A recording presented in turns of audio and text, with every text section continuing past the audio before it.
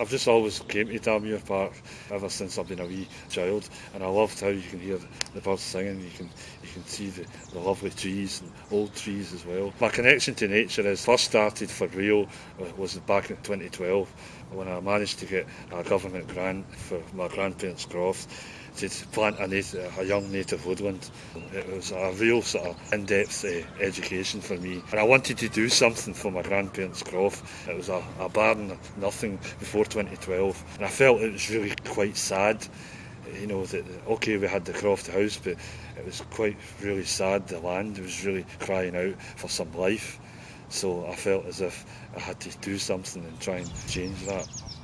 But there was an emotional time. I lost my mum at 7, and that was a very traumatic time. But another really traumatic time on top of that was in 2001. The person that introduced me to crofting, my granddad, Donald John Mackay, he died in 2001. It really was a real moment of real sort of hardship.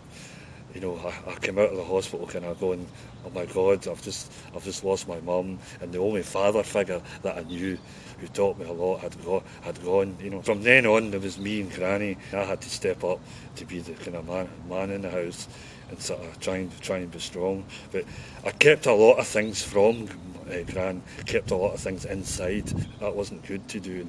And a lot of people that cared about me, I pushed them away.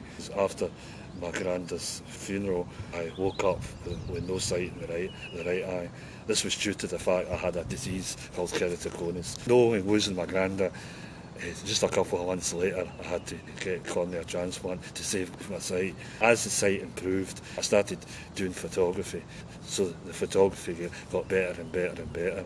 Last night I was away after looking at the sunset. I ran all the way from Park Hall, all the way to the Saltings, trying to get the sunset. I was hoping it would turn red, but it didn't. But it was still very beautiful. Nature's always been there for me personally, and in so many ways. I felt my family was dying on me. So planting a plant or planting a bush released that pain, because I felt very isolated and very alone. I had no brothers or sisters, and I felt as if I could talk to the trees or talk to the plants and talk to the shrubs. And plants started to grow. Every time I planted them, they started to grow. So that's released a sense of pain and a sense of aloneness. I felt as if, well, they're growing, I must be good at something. That's where it started. And then I started taking pictures of what I was growing. And from then that's released the sort of loneliness feeling and the isolation and bereavement. I felt as if, well, plants are staying alive, and so is my gran. So that got me a sort of real sense of purpose and a real growth for them and confidence. Because I didn't have a lot of confidence, you know.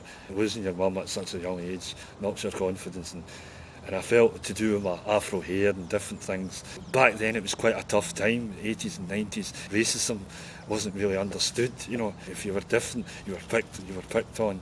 And I was in the bottom of the classes for everything, and I felt as if I was picked on by people and picked on by teachers as well, because they didn't really understand that I was grieving and I was going through a lot of things. So one of the greatest things to help me come through that was the croft. You know, my grandparents take me away to the croft, take me out in the boat, you know, and take me away places that I connected more with the land. So I think I had a love of the land, I just didn't know it in my youthful life. Come away to the park and just sit and relax away from, you know, the busy pressures of life, you know.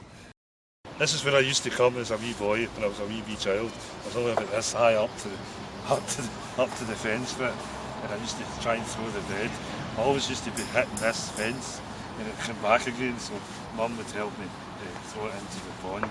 So, you know, memories of this pond in the late March. When I'm feeling a bit low and I'm feeling a bit down, there's always something beautiful at the sunset or the way the sun's hitting through the trees. I just watch the swans sometimes gliding across the pond, and I listen to the quack of the ducks or the sound of the water as it comes through the pond and it filters out. Even if it's pouring the rain, I come as well, you know, because the sound of the raindrops against the leaves in midsummer is very therapeutic.